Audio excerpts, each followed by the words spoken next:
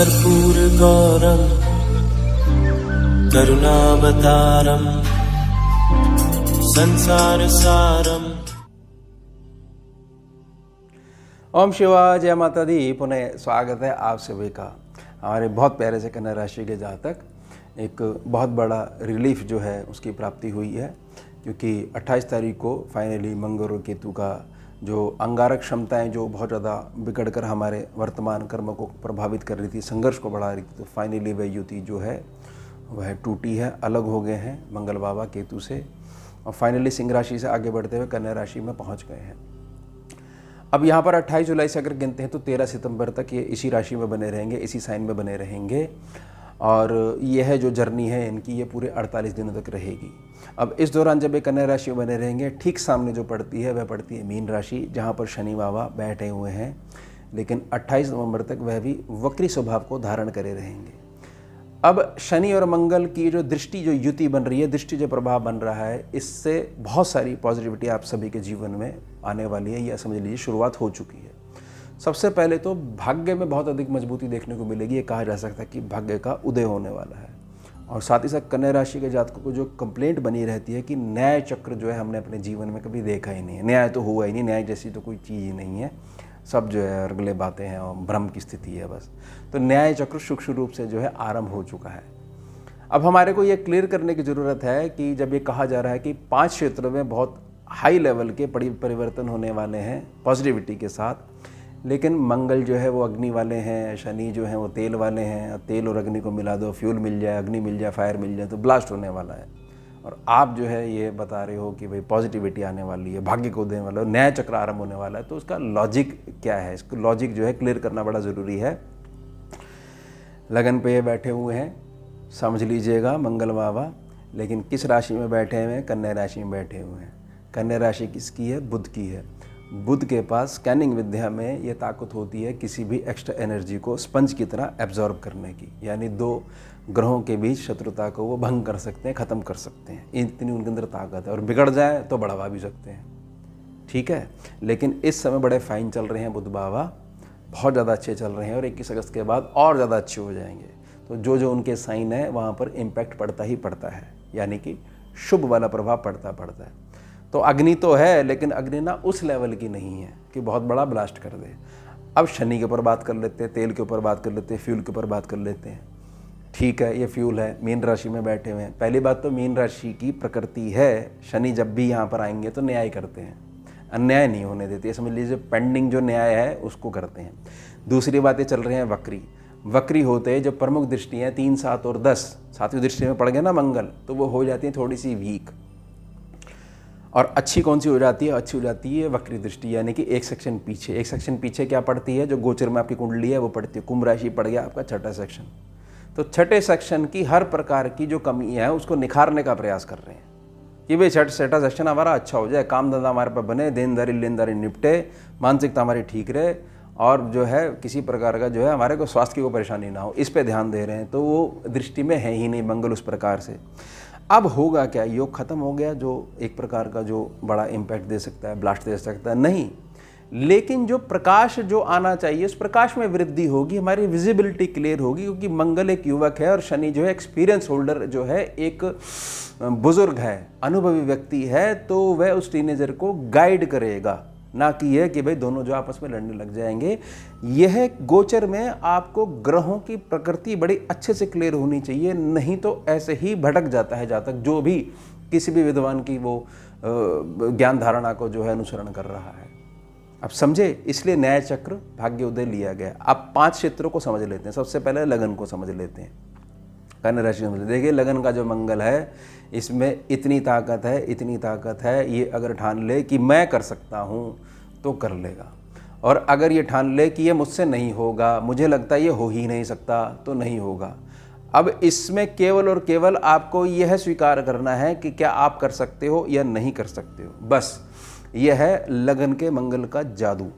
और थोड़ा सा इस बात को भी समझेगा, क्योंकि ये बुध का भाव है, बुध का, ये समझ लीजिए बुध की राशि पड़ती है, तो बुध और मंगल का किसी भी प्रकार से कॉम्बिनेशन है तो कहीं ना कहीं थोड़ी सी छुपी हुई उग्रता जो है, गुस्सा जो है वो प्रकट हो सकता है। बस हमारे को उससे थोड़ा सा अपने आप को 48 दिनों तक बचा के रखना आना चाहिए।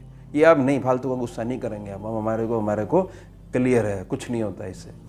दूसरा प्रभाव, जहाँ पर जो है हमारी राशि का हाउस पड़ता है, अच्छा ग्रह की बात होगी तो जो तीसरा सेक्शन है जहाँ पर वृश्चिक राशि पड़ती है, इसमें भी बहुत हद तक इम्प्रूवमेंट होने वाली है। कैसे? ये मेहनत का सेक्शन है और कहीं ना कहीं ये यात्राओं के माध्यम से हमारे सामाजिक जो रिलेशंस हैं उसको भी जो है सम्मुख लाकर खड़ा कर देता है। हमारी बुद्धि में जब ये बात आ जाएगी, हमारी संकल्प शक्ति जब जो मजबूत हो जाएगी कि यह हमारा टारगेट है, इतनी दूर खड़ा है और हमारी ये नीति है और ये संकल्प है कि हमने चलना शुरू कर दिया है, तो हमारा जो मंगल है कहीं ना कहीं हमारे रिश्तों को बेहतर करता है, सामाजिक संबंधों को भी बेहतर करता है, हमारे पैर जरूर चलवाता है और वहाँ से हम कुछ ना कुछ अपने लिए पॉजिटिविटी लेकर ही आते हैं। अब मंगल की जब भी बात करी जाएगी और लगन के मंगल की जब भी बात करी जाएगी, कन्या राशि के मंगल की बात करी जाएगी, जो कि अभी अभी केतु के प्रभाव से फ्री होकर आया है, तो बहुत सारे एक्सपीरियंस उसको मिल गए हैं कि कहाँ पर हमने व्यर्थ में हृदय वाली भावना को ले आए, जहाँ पर मस्तिष्क लगाना चाहिए था। बस एक गड़बड़ी भविष्य में नहीं होनी चाहिए, समझ लीजिए, भाग्य का विस्तार होगा इससे। और समझिए कि जहाँ पर धनु राशि पड़ती है, जो कि आपका सुख स्थान है, वहाँ पर शनि बाबा भी 10वीं दृष्टि से देख रहे हैं और मंगल बाबा भी जो है 4थी दृष्टि से देख रहे हैं। तो यह चीज़ समझ लीजिएगा कि एक ऐसा बड़ा पॉजिटिव चेंज आपके सुखों में होने वाला है कि अब किसी भी प्रकार का सुख का अभाव, भौतिकता का अभाव आपके जीवन में बाकी नहीं रहेगा। और कन्या राशि का जातक जो बहुत ज़्यादा अपनी कई बारी न्याय प्रकृति की जो मानसिकता है उससे प्रभावित हो जाता है कि बताइए हमने स्वयं ही उनकी मदद करके अपने जीवन में संकट को बुला लिया, सारे संशय दूर होने वाले, यानी आंतरिक रूप से आपकी आंतरिक हृदय की प्रसन्नता, खिलखिलाहट जो है ना, हंसी जो है, मन मुस्कुराहट है, वो बनी ही रहेगी। समझ लीजिएगा, ये फल जो है मिलने अटल हैं। उसके पश्चात शनि को, यानी कि सप्तम भाव को जो ये देख रहे हैं, मीन राशि है, तो मंगल का सप्तम भाव को देखना और खासतौर से वक्री शनि वापस जो उनको इम्पैक्ट दे रहे हैं, वापस जो उनको दृष्टि डाल रहे हैं, यह भी ध्यान रखना कि वो छठे सेक्शन को जो है निखारने का प्रयास कर रहे हैं। तो कहीं ना कहीं लगन का जो मंगल होता है सप्तम भाव में, वह उपलब्धि आपको तभी ही दिलवा सकता है। और बड़ी उपलब्धि का मतलब ये चीज़ है कि मेरी इतने समय से मैं ट्रांसफ़र करवाना चाह रहा हूँ, जिससे कि जो है यहाँ पर मैं जाऊँ, अपने पद को ग्रहण करूँ, वह नहीं हो पा रहा, घर से बड़ा दूर हूँ, प्रमोशन नहीं हो पा रही है, या कुछ भी प्रयास कर लो, मैं जो मेरी बेसिक जो मंथली इनकम है इसको मैं बढ़ा नहीं पा रहा हूँ। अब मंगल जो यहाँ पर देख रहा है, लेकिन मंगल के साथ एक शर्त है कि शनि की दृष्टि भी पड़ रही है, तो शनि की कूटनीति आपके पास होनी चाहिए। बहुत ज़्यादा कि हमने तो बहुत ज़्यादा उनके सम्मुख मुख पे बोल दिया, हमने तो अपने आप जो है हम खाली हो गए, क्लियर हो गए, यही ठीक है, इसी में धर्म है। लेकिन सम्मुख व्यक्ति उस धर्म को नहीं मान रहा है, सम्मुख व्यक्ति उसको अपने अपमान में ले जाता है और व्यर्थ में आपका कार्य को रोक देता है। और फिर आप कंप्लेंट ये करते हो। यहाँ पर ये समझिएगा, है ना, धर्म अधर्म का मार्ग का कोई लेना देना नहीं है। ये चीज़ है यार, हमारी प्रोग्रेस नहीं रुकनी चाहिए। जब हम ठीक हैं तो कुछ मद मुस्कुराहट के साथ हमारे को अपना कार्य निकलवाना आना चाहिए। और सबसे बड़ी बात है कि हमारे पास एक बटन होना चाहिए हिस्ट्री डिलीट करने का। भाई पास्ट यहाँ पर लागू नहीं होता है, केवल वर्तमान है और हमारा उत्तम भविष्य उसके निर्माण में हम लगे हुए हैं। तो इसे समझ लीजिएगा, जो न्याय चक्र की मैंने बात बोली है, भाग्योदय की बात बोली है, तो वो पूर्ण रूप से फलित होनी अटल रहेगी। अब मंगल की अष्टम दृष्टि पे बात कर लेते हैं, जो कि जहाँ पड़ रही है वहाँ पर जो है मेष राशि है, इनका खुद का जो है साइन है। ये चीज़ समझ लीजिएगा कि ये जो 48 दिन है, इसमें आपकी जो कूटनीति है, आपकी जो मन मुस्कुराहट के साथ अपना कार्य निकलवाने वाली जो क्षमताएं हैं, साथ ही साथ जो आपका संकल्प है कि मैंने बोल दिया कि ये मैं करके रहूँगा, तो मुझे दिन नहीं देखना है, मुहूर्त नहीं निकालना है, ये सारे जो वचन हैं, इसमें यह मंगल अब गारंटी ले रहे हैं, क्योंकि अष्टम दृष्टि अष्टम भाव पर ही पड़ रही है, तो आपका भविष्य सुरक्षित है। ध्यान रखिएगा कि अष्टम दृष्टि जहाँ पर पड़ रही है वहाँ पर इनका खुद का साइन बैठा हुआ है, उससे एक भाव पीछे शनि बाबा बैठे हुए, मीन राशि पड़ती है, इस समय वक्री होकर बैठे हुए हैं।